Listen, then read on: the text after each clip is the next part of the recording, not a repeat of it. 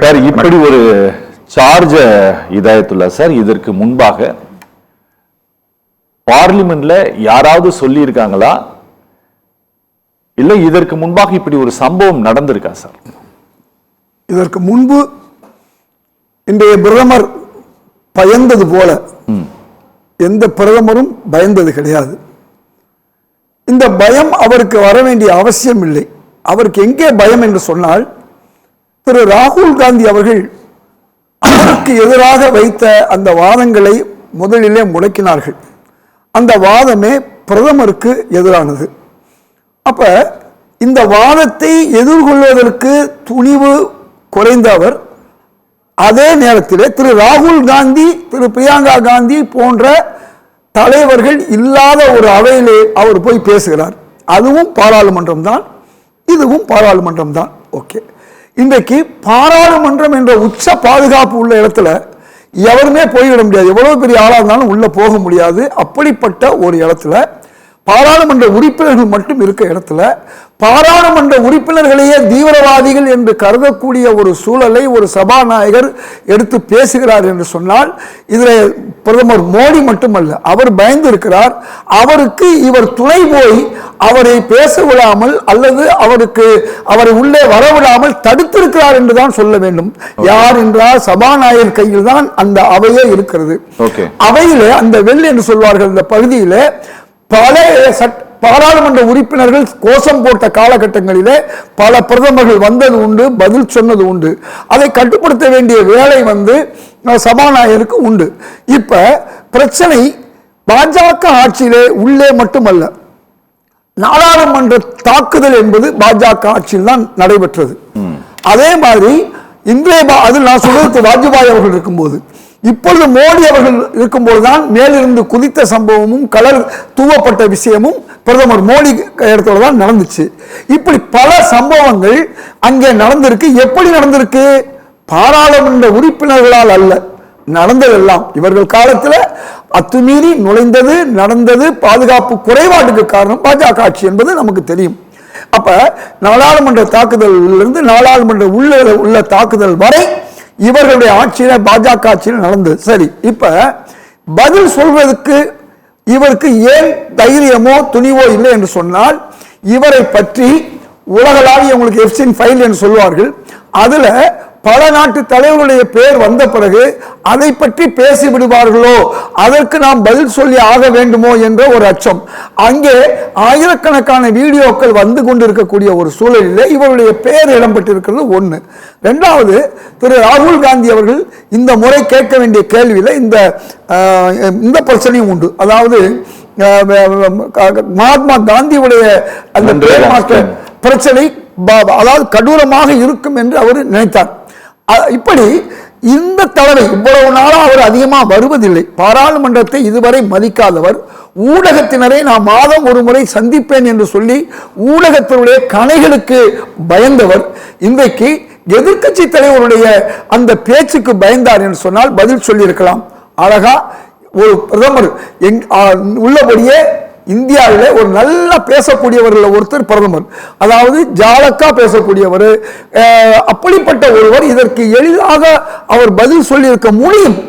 ஆனால் நாங்கள் 2 பெண் உறுப்பினர்கள், அதுவும் தமிழகத்தை சார்ந்த பாராளுமன்ற பெண் உறுப்பினர்களால் எனக்கு ஆபத்து இருக்கிறது என்று அவர் சொல்வது என்பது ஒரு வெட்ககரமான, இன்னும் சொல்ல போனால் பாராளுமன்ற நிலையிலே அது ஒரு துக்ககரமான சம்பவம் என்றுதான் நான் சொல்வேன்.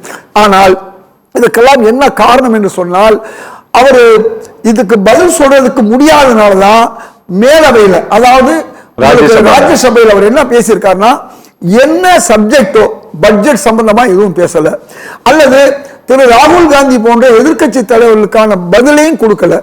சரி, எது பாராளுமன்ற அவை அந்த குறிப்பில் வந்திருக்கோ அந்த சப்ஜெக்டும் பேசல. சம்பந்தமே இல்லாம 50 வருஷத்துக்கு முன்னால 75 வருஷத்துக்கு முன்னாடி நான் சொல்ல, திரு மல்லிகார்ஜுன கார்கே தெளிவா சொல்றாரு, 50 வருஷத்துக்கு முன்னால அது நடந்துச்சு, 75 வருஷத்துக்கு முன்னால எங்கேயோ நடந்தது. பாராளுமன்றம் நடந்ததுக்கு பதில் சொல்ல வேண்டியவர் அங்கே நடந்தது. இன்னும் தலைவர்களை எல்லாம் மோசமாக பேசுவது, இப்படி பாராளுமன்றத்துக்கு சம்பந்தமே இல்லாம இன்னைக்கு என்ன பேசணும், இன்னைக்கு உள்ள சப்ஜெக்ட் என்ன, பட்ஜெட்டுடைய நிலை என்ன, பட்ஜெட்லயே தமிழகத்துக்கு அல்லது ஏதாவது பாஜக ஆளாத மாநிலங்களுக்கு ஏன் இவ்வளவு பெரிய பிரச்சனை, ஏன் பீகாருக்கும் ஆந்திராவுக்கும் இவ்வளவு ஒதுக்கி இருக்கீங்க என்றெல்லாம் கேட்பதற்கு மட்டுமல்ல, அமெரிக்கா ரஷ்யா பிரச்சனையை பேசியாகணும். உங்களுக்கு நன்றாக தெரியும், இந்த வந்திருக்கு பத்திரிகையில இன்னைக்கு 34% ஆயில வாங்கிட்டு இருந்தோம் ரஷ்யாவில். இந்த மாசம் மட்டும் இல்ல, 3 மாசமாகவே அது குறைந்து 24% தான் நம்ம வாங்கியிருக்கோம். நீங்க வாங்குனீங்க, வாங்கும்போது கூட அது யாருக்கு, இந்தியர்களுக்கு பயன் இல்லை, இந்தியாவில் இருக்கக்கூடிய கார்பரேட்டுகளுக்கு, உங்க நண்பர்களுக்கு தான் பயனா இருந்துச்சு. அப்ப இந்த ஒரு விஷயத்தை ஏன் அமெரிக்காவோடு நீங்க வர்த்தகம் செய்றீங்க? செய்யுங்க, நாங்க வேணாங்கல்ல. அவங்க 18% நம்ம பொருள்களுக்கு வரி. என்னன்னா, இந்த கேள்விகளுக்கு பதிலளிப்பதை தவிர்ப்பதற்காகத்தான் இப்படி ஒரு சார்ஜ் சபாநாயகர் மூலமாக பிஜேபி முன்வைத்திருக்கிறது. நீங்கள் கூறுவது முழுமையான உண்மை. என்ன கேள்வி, இன்னைக்கு 0% வரி உலகத்தில் எந்த நாட்டிலையும் இந்த மாதிரி ஒரு சூழ்நிலை இல்லை. அதாவது இந்தியாவில் விவசாய பொருட்கள், பால் பொருள்கள் இன்னைக்கு 34% இந்தியாவுடைய இது ஜிடிபியில வரக்கூடிய ஒரு விஷயம். ஏறத்தாழ 49% வேலை வாய்ப்பு தரக்கூடிய ஒரே விஷயம் விவசாயம் தான். அந்த விவசாய பொருட்கள் அமெரிக்காவில் அபரிமிதமா தயார் பண்ணுவது உங்களுக்கு தெரியும். ஏற்கனவே கோதுமைகளை கடலில் கொட்டினார்கள். பசியா இருக்கக்கூடிய நாடுகளுக்கு கூட கொடுக்கல. ஏன்னா அதை வைத்திருந்தால் அவர்களுக்கு இன்னும் விலைவாசி இறங்கும்னு நினைக்கிறாங்க. அங்க மிஞ்சி போனா வெறும் 1.4% தான் விவசாயத்துடைய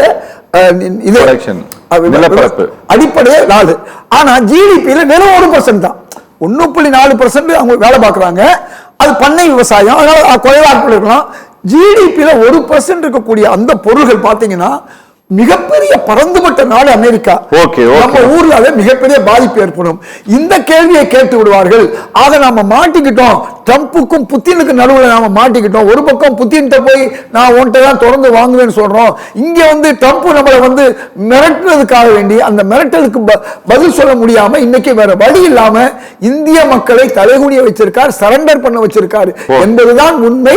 ஆக பாராளுமன்றத்தில் அவர்களிடம் இருந்த துணிச்சல் எங்கே போனது என்றுதான் நான் கேட்கிறேன். துணிச்சல் இல்லாதவர்கள் இல்ல, இந்த விஷயத்துல துணிச்சல் இல்லாத காரணம் மக்கள் விரோத போக்குதான்.